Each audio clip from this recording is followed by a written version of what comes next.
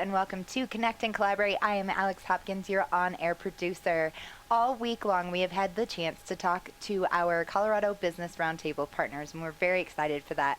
But before I introduce my guests, I am going to ask my audience out there to please sign up for our newsletter at cobrt.com. That is available every Tuesday. Check out this podcast and more on our radio page while you're there as well. And also, we're very excited that we have View from the Top coming up. We are interviewing our CEOs. This is our second annual View from the Top, and that will be on August 18th. So please be sure to join us for that. But in studio, I have with me Ryan Fields-Spack. He is the Director of Strategy and Policy at AT&T for their FirstNet program. How are you, Ryan? I'm doing very well. How are you? Great. Thanks for asking. Yeah, thank you for having me. Yeah, we appreciate you joining us. And AT&T, as you know, is one of our partners for the Colorado Business Roundtable, so we appreciate your partnership very much. Yes, thank you. And so Ryan is here. Actually, you know what? Let's start out, Ryan, with your background, because it's an interesting background and how you got into AT&T. Sure. Yeah, absolutely. I mean, we could go pretty far back, but truly, when I was driving home from middle and high school, growing up, I always passed our volunteer fire station. They always had this banner up on the top that said volunteers needed, and I thought, gosh, you know what? I want to do that someday. So as a senior in high school, I joined on. They put me through the fire academy, and I really got it in my bloodstream from that point on and really joined public safety from there. I fast forward, obviously, to about 2008, and I had the true honor to be hired on with the Aurora Fire Department out in Colorado. Aurora Fire is one of the most progressive, and I would argue one of the best fire departments in the country. All paramedic fire department, meaning we have the highest level of medical care that they can provide to the public whenever they need it. And you know, the best engines, the best apparatus, and we provide a fantastic service in a very busy city. So that was such a great opportunity. I came in as a paramedic, was a firefighter riding backwards on an engine for about 4 years, but then I really had the opportunity to start to take advantage of some of the opportunities that the city of Aurora offered. So I moved into the training bureau. We bring in our brand new recruits to the training bureau after about 17 weeks of academy. We kick them out onto the street as bustling firefighters so they can really learn their craft. Had the opportunity, absolute honor, to join the Naval Postgraduate School's Center for Homeland Defense and Security, which is a master's degree program that is sanctioned by FEMA to bring in anybody that has public safety knowledge, experience, and who works in that field, and provide them with a master's degree in Homeland Security and Defense. So what a true honor that was to be a part of that. Throughout that process, promoted to lieutenant captain, and then spent 3 years in the Office of Emergency Management with the city of Aurora. So kind of got that breadth of experience. And then last September, AT&T came calling, and they said, hey, we've got this FirstNet thing. Now with FirstNet, they are focusing directly on assisting public safety on a daily basis. So they wanted to bring on some subject matter experts that were able to help fulfill that effort. And I was truly honored to have gotten that call and to begin the process of moving forward with FirstNet. So here we are today working through this great effort. Yes, that's exciting. Well, first of all, thank you so much for your service. I live in Aurora myself, and so I have not started any fires personally, but I'm sure that you would have been there. That's good. If I had. Yes, absolutely. So yeah, you're one of the few people that from childhood to adulthood got to live out their dream. Absolutely. Yeah, that's very exciting. Being a firefighter, I mean, my 2-year-old son just loves it when those fire apparatus drive by, right? Firefighting, do it, absolutely. FirstNet is a fundamental game changer for public safety nationally, and it was a very difficult decision for me to say, you know what, I love you, Aurora, but let's go ahead and move on and see if we can make this change and help to direct this as best that I can. So it was a true honor. Yeah, absolutely. So tell me more about this program. It started in 2001, correct? Correct. So honestly, when I think AT&T, I don't necessarily think safety, right? I think communication. Right. But it makes perfect sense when you sit down and think about it. You need people to have access, right, to communications to be first responders. Right. So tell me about this program, how it was implemented, and walk me through a little bit of how it's grown up and now why this is such a big deal. Right. Yeah. So those of you watching and listening today are probably thinking, what in the heck is FirstNet? And that's pretty much the sentiment I get whenever I speak around the country on this as well. You said 2001. September 11th, 2001, an absolutely, obviously horrible day for our country. As the firefighters and law enforcement were going up that second tower after the first one had already come down, and they were trying to get in and save people, you had the commanders down on the ground floor trying to get a hold of them to say, get out, this whole tower is going to fall down. But they couldn't get through to them.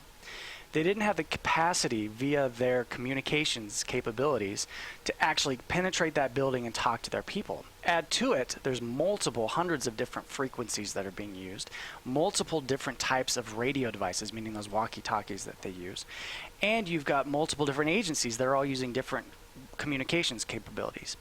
Nobody can communicate, thus nobody can actively engage in that incident as well as they should be able to. So the 9/11 Commission report came out a few years later, and the specific recommendation out of that was there needs to be one single network that all of public safety can plug into so they will be able to communicate as they begin their process of moving forward and managing emergencies. So that was in around 2004. Fast forward to 2012. All of public safety had banded together, police, fire, EMS, 911, emergency management, and they went to Congress and said, give us what we want. We want a single public safety network. Build us out an entire dedicated network only for public safety to use. That way we're not having these interoperability problems. Right, and this is nationally, right? Nationally, absolutely. Okay. It took till 2012 for them to get in front of legislation for that? Yeah. That's insane. Yeah. Yeah. But it was a huge effort, and there's a lot of things that die on the vine that are just as Very important, true. right? So, and truly, that was a catalyst moment when Congress came together. They passed the FirstNet within a bill, and that started the process moving forward. And just to continue that background just a little bit more for you is the original intent was to build out what they call a greenfield network, right? We're going to put up towers anywhere that public safety needs them across the entire country. They had about $7 billion to do that through doing auctions with Spectrum. $7 billion for the entire country to build out a network is not feasible whatsoever. That's not enough. I'm like, that's barely. It's a lot of money, but not enough. Yeah, No. exactly. Yeah. So they justifiably said, you know what, we can't do this alone, the government. We need to do a public-private partnership and bring people together. So they put out a request for proposal, an RFP, and said, hey, anybody who wants to help us build out this network on behalf of public safety, let's do it. Interestingly, AT&T was the only commercial wireless carrier to put in for that bid. They put in for it. Obviously, they got it. Yeah. Yeah.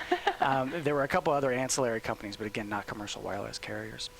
Once they received that request for proposal, that was March of 2016. March of last year, so 2017. And then from that point on, all of the states had to opt in to say, yes, AT&T and FirstNet build this out for us. And everybody, every single state, all 5 territories and the District of Columbia opted in to say, yes, do this for us. So this is a collaborative effort from the federal government to the state and locals to the private sector.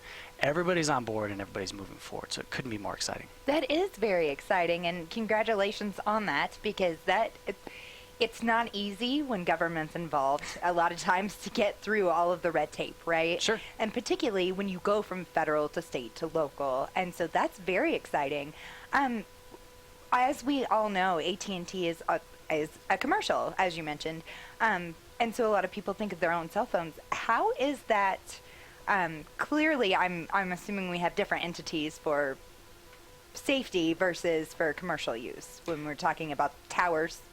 Yeah. Yeah. Do you have any background on that? Absolutely. So there's the fundamental difference between a commercial network and the FirstNet network is basically first responders now have complete priority and preemption on the network. So the way that I liken it to, an analogy I use is, you remember or have you seen those big Airbus A380 jets, right? Yes. So if you think there's 2 variants of those jets, you've got the one that holds 850 people, everybody's in economy, they lean their seats back and everybody's uncomfortable, right? That is, and to no fault of any commercial wireless carrier, that is the commercial carrier environment right now, right? As fast as that plane goes is as fast as everybody else goes. Right. If that plane gets slowed down for whatever reason, then everybody else in there is slowing down. With FirstNet, now you have a completely dedicated priority and preemptive network that is tied to the commercial network, but it also has its completely separate core. So essentially what you have now is the top level of that A380 double-decker jet has the first class seats, lie flat. They get whatever they need whenever they need it, and they're as comfortable as can be. So they have the highest priority of service on that network. Behind them, so you've got police, fire, EMS, 911, emergency management. They're all in first class. Behind them, in the business class seats, are what are called extended primary. That's your water department, public works. Anytime we need somebody to come and help out during a snowstorm, as an example, we can elevate them up, and they will be in first class with them, trying to make sure that that's going. So they have the highest priority of service. Now, preemption is the other key component to this. You've got all of the other commercial people that are riding in that plane, again, on the second level, right? But if that network gets congested, and we can talk a bit about the Aurora Theater shooting later if you want, as people are all on their phone, they're Snapchatting, they're Facebook Living, they're on YouTube trying to stream a large emergency, the network in that first jet slows down completely and everybody can't access it. What happens here is we will take everybody that's in that bottom level and we'll move them down into the baggage hold, right? So we'll take them and we'll allow more space for public safety to be able to access the network. If we still can't get as much speed and access as necessary, we'll give everybody that's in that baggage hold a parachute and we'll politely kick them off the airplane. So everybody in public safety is using the entire component of the network, right? So priority and preemption is an absolute game changer because every single time somebody in public safety needs to access data or voice on the network, they will be able to. Always on, never fails. How often are you going to need to kick people politely off that airplane? Not often. Okay. So, if you think about it, when you and I are accessing the network right now on one tower, anytime you, let's say, click to access a web page, it'll send that packet out to the tower, it'll send it back to you. The tower can handle 1,000 of those at any given second. So if you're talking about a number of people that are trying to connect to that network and you've got maybe 50 or 60 public safety agencies on scene, they're not going to need to kick everybody off. So that's a very rare event, but it's there just in case we need it. Well, let's talk a little bit about the Aurora shooting. Sure. Right. So as we know, that was devastating. That was not great for our community. But we needed first responders in there, and that they were on the scene fairly quickly. Considering, right? So do you mind going into details about that? And again, my affinity for Aurora will never cease. And whatever we talk about here has nothing to do with the responders that were on that scene. My closest colleague and mentor, his name is Chris Anderson. He was the captain in charge on the fireside that night. Did an absolutely fantastic job. I responded to the bombing scene the next morning where the shooter had set explosives up in his area. So I was a part of the incident, but not at the shooting itself. But here's essentially what happened, right? You had the shooter come into the back door on that Thursday night at the Batman movie. He shot about 290 shots within about 2 minutes.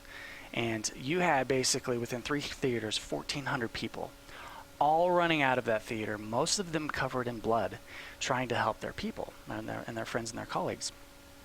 What are they doing? Most of them are calling 911, or they're pulling out their phones and they're trying to capture this incident and this emergency.